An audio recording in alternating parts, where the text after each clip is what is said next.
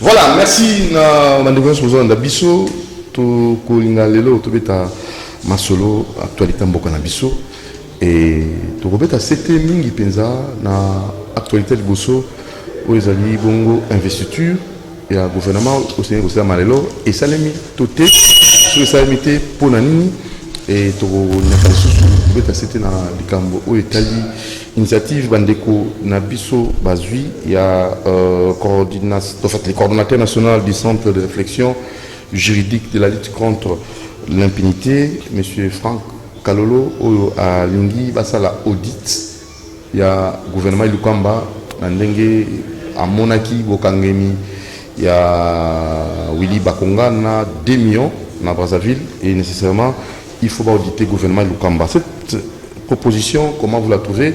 Et basali marche monnaie lelo pour na ko telemena makambo wana et ko singana batu bazala ba bien l'état bazomi sango ba moko na malembe bourgmestre ozaki na mutuka eza ya commune yo commission yo o mizongi sera avant o nani ko na mosolo lupango spolier mapango ya l'état yo moko kenda ko longwa na malembe po babi ba landela politicien moko na moko ba ba iba et dernière précision to vous allez l'autre c'était dans Monisco bilan Monisco est-ce qu'il y a apport à Monisco dans beaucoup d'absous to un petit peu la Kambo Benjamin Kawanga prophète bon ma ndeko dudu nakolo ba malamu te mouvement citoyen parce que biso ba congolais nyons et plus particulièrement dans katia mouvement na biso to bengi l'union des congolais pour la libération totale tozana kanda makas et monikanda ce que commis à niveau et commis il faut vraiment ba action et salement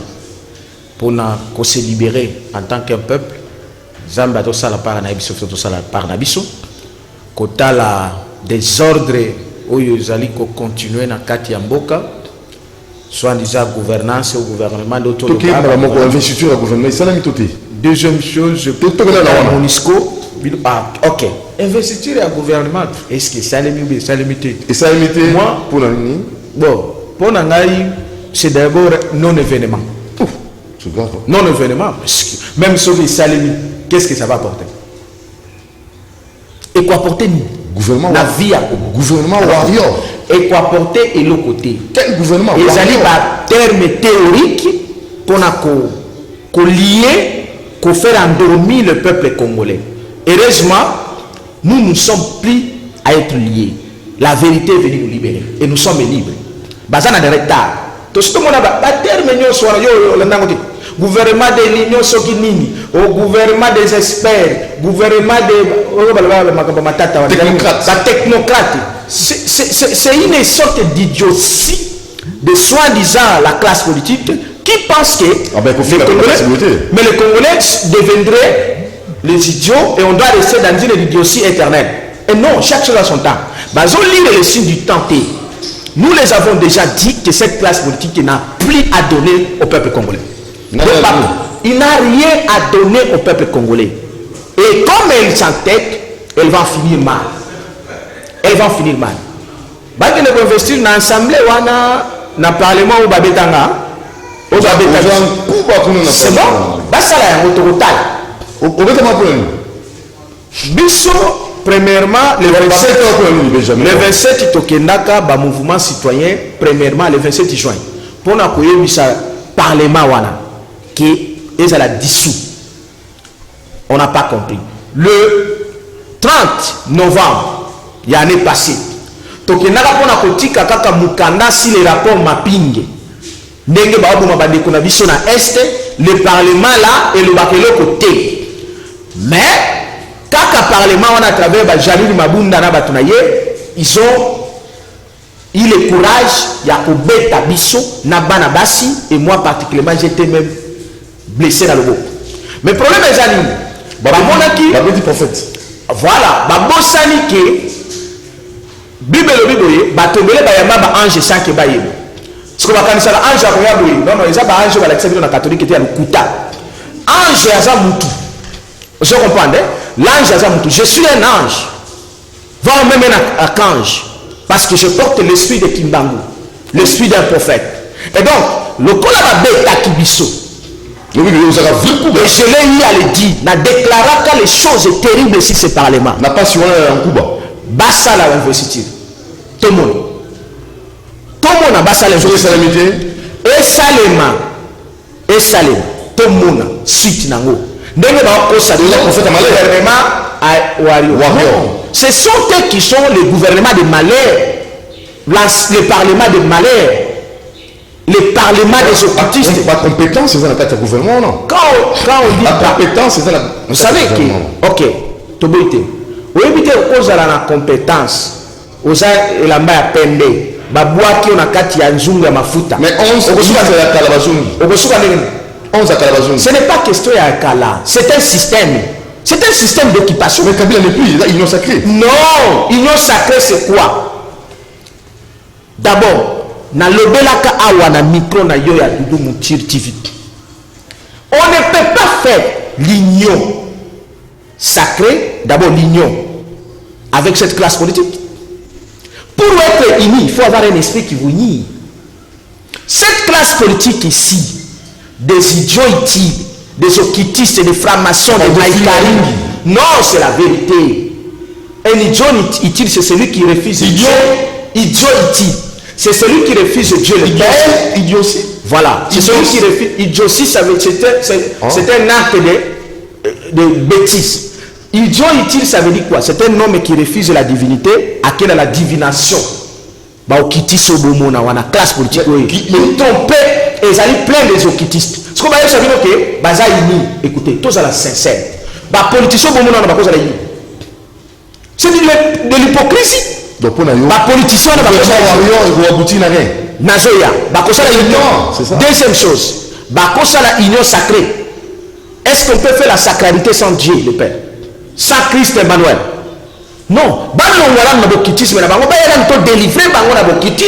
Parce que le Christ est loin. Mais il y a un autre micro. Et dans le bas, combien de fois dans le micro? Le problème, c'est qu'ils ne veulent pas entendre. Ils ne veulent pas écouter. C'est comme 90%. Si vous avez un maman Eve Bazaïba qui est une chrétienne, qui s'en connaît quelque chose. Mais parce que nous Satan, qu'est-ce qu'ils vont faire là-bas? Ça ne sert à rien. C'est comme ça que moi je le conseille prophétiquement par là de se retirer. Eve Bazaïba doit quitter dans cette bêtise-là. Et comme quelques-uns qui sont là, ça c'est un prophète qui vous parle. Je vous soucie à Moka Oyo. Union sacrée, ceux qui sacrés, ceux qui union des occultistes masqués. Je vous ai rappelé ici, dans ce micro, partout. Je vous ai rappelé ici dans ce micro. Union sacrée a été une mauvaise expérience de Tien Tshisekedi ou Mulumba. Derez ou quoi que ce soit en mémoire. Alors, lorsque vous prenez la même chose, Tshisekedi ou Mulumba veut plaire. Savez-vous l'esprit qui l'animait? Vous l'appelez Etienne Tshisekedi, Sphinx délimité. Savez-vous ce que signifie Sphinx délimité? Le Sphinx, c'est le commandant des esprits sataniques. Il y a des choses que dans ce pays, il faut qu'on révèle le peuple de Dieu. Vous avez amené le cercle des choses ici, vous masquez le peuple de Dieu. Vous ne dites pas la vérité. Et vous voulez nous dire, soit-disant union sacrée, ça sera le salut pour le Congo. Je l'ai déjà maudit et je maudis leur union sacrée. Non, c'est cette république est satanique. Il n'y aura rien qui va se faire. Alors, Kennedy, politique Kennedy, Koyundondo, cas de la MLC. Ah, voilà la MLC de la nation. Ma parti politique qui va le faire au bouc à pas parti politique de la paix, non? Oui. MLC. Oui. De classe politique, il faut disparaître, parler disparaître, non se disparaître, selon les prophètes. Non, quelque part, Dokala a raison parce que il y a beaucoup de médiocres dans la classe politique congolaise. Il y a beaucoup de médiocres. Donc c'est un peu pour cela. Mais pour la maman Bazaï dans le gouvernement, je dirais que côté gouvernement secteur par secteur, secteur et environnement, il n'est pas normal que dans le monde entier, nous sommes tous à deuxième poumon et un mondial. Il y a beaucoup d'oxygène partout. La forêt deuxième, mettons au financement, il y a un financement, soit soleil et qu'il y a un Moulili. Maman Bazaï, pour nous makambo atu nanzela pour tous beaucoup plus de financement. Il y a un reboisement, il y a un zamba na biso, makambo belé, il y a peut-être soit droit na biso, il y a zamba na biso. Est-ce que normalement dans le monde, il faut pas foutre à biso. Des zamba na biso, il y a forêt vierge là. Il faut tous voir ni droit là-dessus. Mais tous voir en haut, curieusement, Congo, Brazza, Gabon, Guinée équatoriale, Cameroun, mais COP 21, Toza Ambalo bien représenté. Toza bien représenté avec la dame de fer F. Bazaïba. Toza bien représenté. Parce que il faut tous voir où Isaki a biso to perdaki parce que Toza qui presque absent dans le concert des nations. Vous imaginez quand Bayaki n'a il y a COP 20 ou 19 comme ça, Bayaki en Afrique centrale. Vous voyez passer à Brazzaville. Dans Brazzaville. Brazzaville, ça moi Zamba moi Mukeawa le voilà la plateau de la Teke. Moi Zamba moi Mukeawa. Batu bamona eka mbongo bazali kaka iko pouvoir yangu ne touchez pas. Oh boue ne touchez pas. Oh iko pouvoir yangu ne touchez pas. Oh boue ne touchez pas. Atiki ni conférence wana obiki seulement sur une conférence on est samika na pays na bino. Obi combien de bambongo bozwa? Combien de kita ya devise beaucoup de mboka na bino? Mais le secteur Wana Izagi a beaucoup fait. Donc, on avait des ministres coopérants. C'est grave. Donc là, vous jamais Benjamin. Mais oui. Il y a des politiciens. Mais oui, non. Il faut que le secteur par secteur. Parce que wana yozo loba parce que oza MNC olinyo ko tapé na cabinet ya mama Eve Bazaï. Non, ana ibisi mama alonga biloko wana. Parce que tant ozo loba d'abord, on dit classe ça pour le cabinet 90 on olinga ou pas gouverneur vous allez investir. Gouvernement na bino wana ils doivent travailler de côté. Et ça le problème. Même ceux qui par malheur va investir à vous. Pour porter lui. Au moins déjà classe. Non. C'est quoi déjà idéologie va au Tozan en haut. Va IGF. Va IGF. Ça fait des disciplines. IGF et Wana. Préfet de discipline. Oyibi, Azui Bessé na yo, Ndene Bazube. Un baké la tiki na justice. Papa, je suis d'accord avec Bakati Boutou pour Bakati si Boutou pour Bakati Boutou pour rapport à IGFT. Ok. IGF ça il faut pas joyer pena. Éteindre c'est là que les docteurs kasi nada le visionnaire na nenga mulili atali abi gouvernement so investi après kaka nani remise reprise ba ko kangangai attends yo sera par rapport aux amis eloko na zo sabango déjà ozolanda déjà na bandeko classe politique na biso o mona réflexion na bango soki environnement mbongo ekotokozwa ekota na RDC bango bazo raisonnaka teke comment bako créer richesse na mboka na biso mais richesse c'est créer quoi pona bango il faut mbongo utalibana comme ce qui fait makofuta biso eza droit na biso non écoutez c'est bongo to kata zamba o ba so wafuta biso susu tokozwa kaka yoka na biso moni bakiti o mabaya yo salema te eza mabaya te mais bakiti o salemi wapi na mabaya eza na kata salemi na nini na poto mabaya wana ya biso on ne peut pas exploiter mabaya na biso wana mais classe politique ko ezo la kaka France a tina mongo États-Unis tina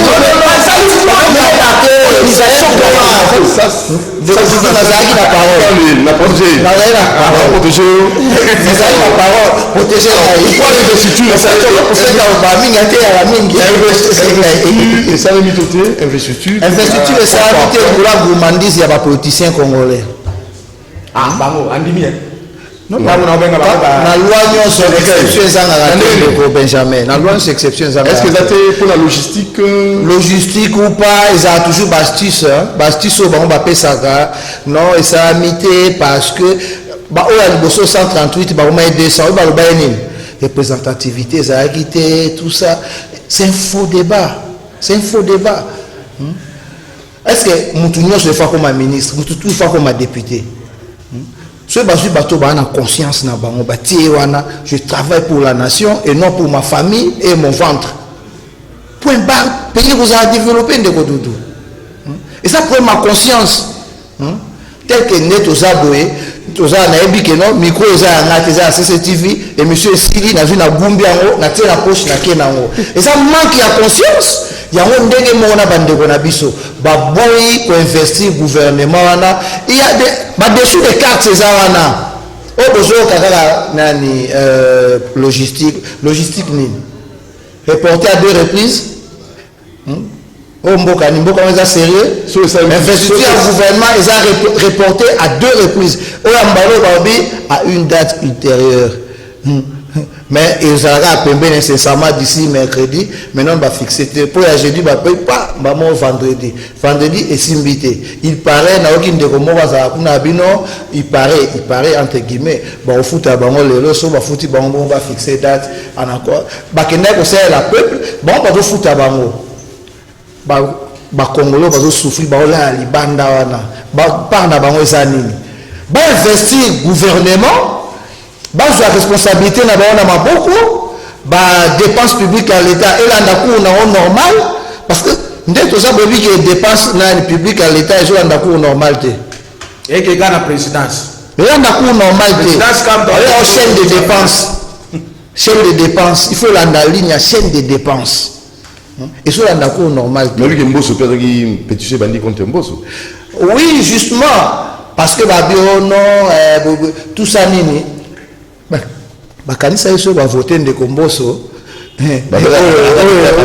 Échanger, ce qu'on va comprendre que ça était vide. Donc ba on pour la baronne Mbosso asimi mato boazo beta maboko. Ilukamba so mbongo yete oleka là-bas. Mbongo ye bango baza toujours priorité des priorités mbongo yaka c'est servir bino la place parce que na zawana na osala eloko na osala autre politique mais MNC zawana classe na bino c'est azana majorité sur 55 députés MNC a 2 ministres na vice-ministres azana union sacrée ou pas oui tous allez je sais pas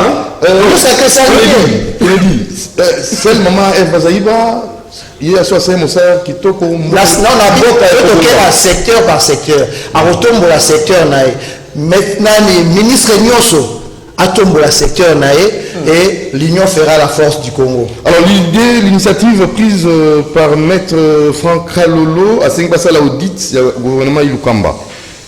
Bah ça il marche l'élo. Ça j'appuie parce que enrichissement illicite c'est amené à gouvernement et ben na Ilukamba té et ben na gouvernement ya tato a démissionné na Sénat nani. Sami Badi Banga ezali kutu moi bien. Mutu akundi mboko penza na 200 km na sama beye loko abinoti bana na monate. Le plus mauvais premier ministre que la RDC n'a jamais connu. Quel acharnement. Et ça acharnement et moi là na miso abatu. Hein? Un premier ministre téléguidé. Comme bana babeta ba jeu vidéo, ba téléguidé. C'est quoi ça? Alors, il faut dire général, il faut dire. Il faut peuple congolais, tout tellement, l'issue du Kola, l'issue. Tout fungula misu, ministre a dit, et ça il y a famine, et ça a obélé awa, abeti libanda. Et puis il faut passer un système d'audit interne chaque mois. Très bien, mais bah, comment c'était un voyage, un déplacement tout ça, un voyage. Soit vous avez un musulman, tu n'as pas fuite de Mahomet et Gir. 622 sur 62. Mais Akimi Boutou, mais il n'y a aucune de Jean-Marc Kabunda, il faut changer. Non, voilà c'est autre chose. Voilà la théorie, la politicien, maintenant à ici, sécurité qui va prendre une frontière au pays. Si à ici, on a vu que ça sonne d'abord pour un système sécuritaire na biso. Boîte wana so tali bien. Parce que bakati ça va vu que ba soda bazaka wana. Place basoda bakati saka. Place basoda place boîte le kati saka pardon. Oui que basoda bazaka place wana. Mais quand ils ont affaire à un ministre, ils vont faire quoi? Parce qu'il y a un ministre de salamité, remise de reprise de salamité. Un ministre démissionnaire. Au hasard poursuivi au binotou boyebi que ba c'est la remise de reprise que nous répondre na ba acte naé. Papa wana o imprimé politique. Classe politique médiocre. Papa wana on imprimé le cadeau c'est après apporter plainte nae, oh ba falsifier ba nae nae, ba en tête à maison nae. A bien pas porter plainte, oh ba salir image à maison nae, ya entreprise nae. C'est grave. Puis na oki somo ba konga bangi ba, OK dernier Mikolo ba hippopotame momi balé bazawa, oh ba bimi na Chanik, ba bimi na Cité du Fleuve.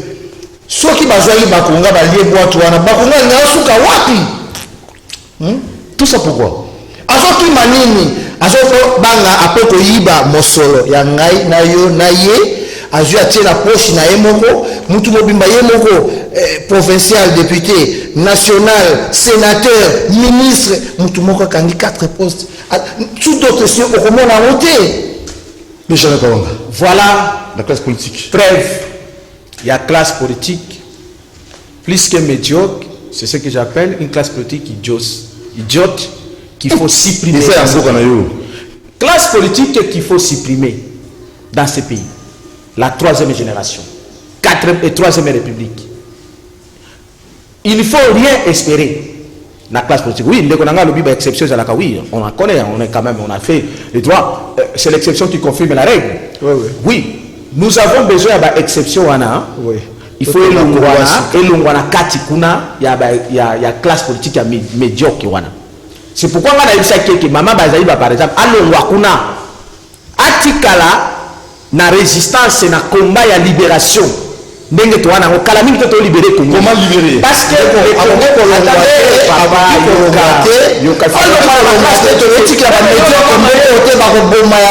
il faut bayamala mbazala kuna pona kobeta katangwa. Déjà MLC a moko pensa médiocre. Parce que déjà ça vous avez médiocre. Yo moko je sais que yo moko za médiocrité. Mais ils ont boza bato photo longola bino kuna. Vous savez, je vous dis en tant que prophète, je l'ai déjà dit. Retirez la MLC à médiocrité. Sali. Mais biso kanata salelo. Soki na MLC mo nyamu. Na ko retirer. Parce ya mboka ikei. Bokoti na obima. Bokoti na toke ko sunga ekolo. Ko sunga ekolo te ko sunga ba ventre na bino. Bino ko ni ngosala kuna. Omoni ba bino ko na yesa ko na ventre ndio bapesi so 3 postes to la solution pour le pays. Je vais d'abord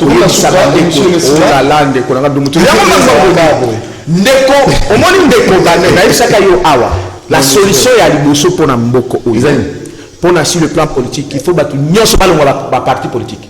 Après, Baya n'a pas mouvement citoyen, pas mouvement de libération pour nous. Pourquoi? Parce que, je vais m'expliquer d'abord là-bas.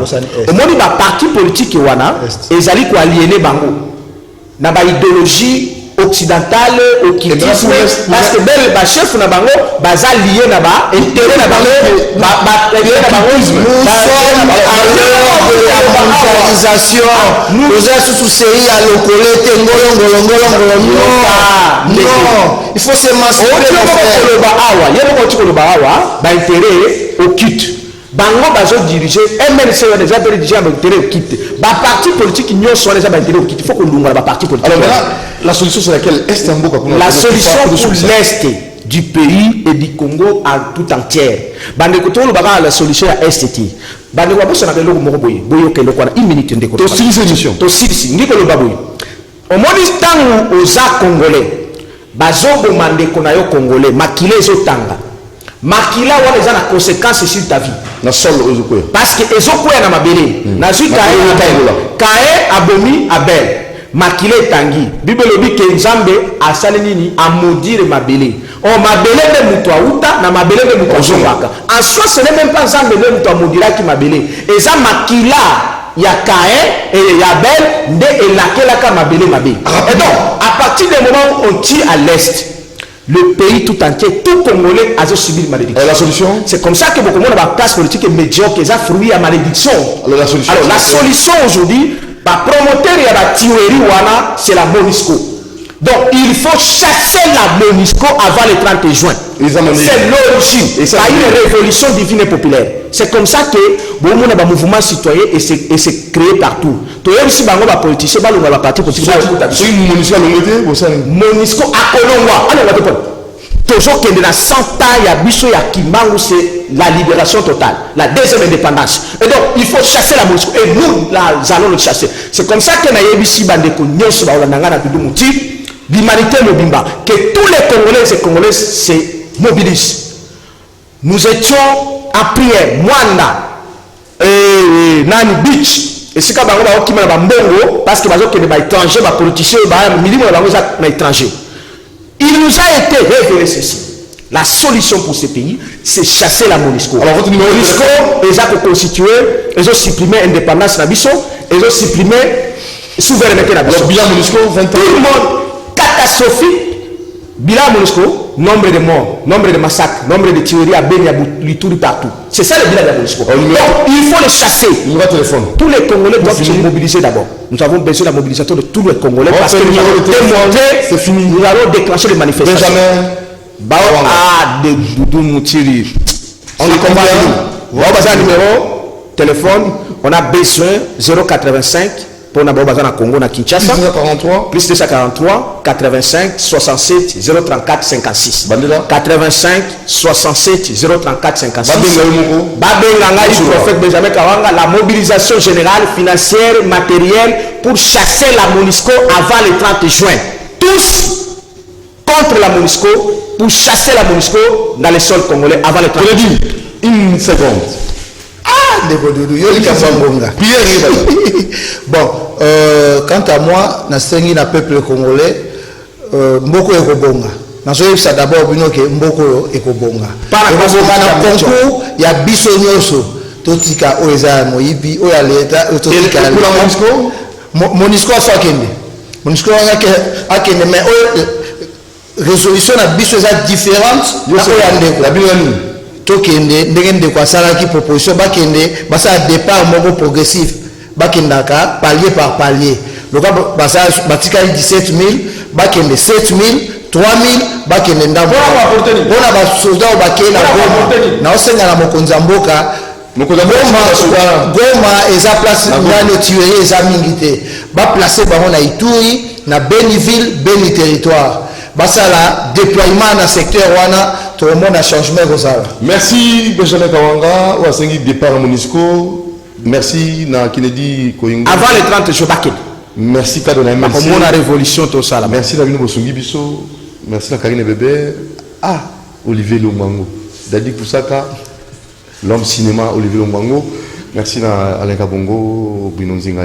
Merci. Doudou Montier TV. Abonnez-vous massivement. Nous vous aimons. Ciao.